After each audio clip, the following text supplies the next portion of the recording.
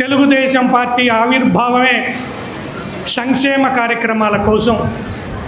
అల్లాడిపోతున్న తెలుగు ప్రజల ఆకలి తీర్చడం కోసం ఏర్పడిందే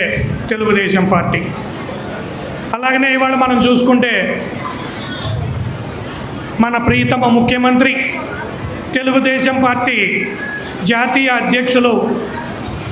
నారా చంద్రబాబు నాయుడు గారు, ఆయన 30 సంవత్సరాల క్రితమే ఆడవాళ్ళందరూ కూడా పొదుపు చేయటం నేర్చుకోవాలి, అలాగనే బ్యాంకుల ద్వారా వాళ్ళకి రుణాలు రావాలి, వాళ్ళందరూ కూడా ఒక సంఘంగా ఏర్పడి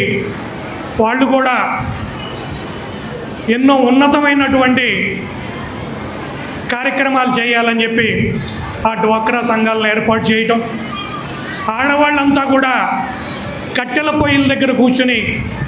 ఎన్నో ఇబ్బందులు పడుతున్న దాన్ని గుర్తించి ఆడవాళ్ళందరికీ కూడా ప్రతి ఇంటికి దీపం పథకం కింద ఉచిత సిలిండర్లు ఇచ్చినటువంటి ప్రభుత్వం.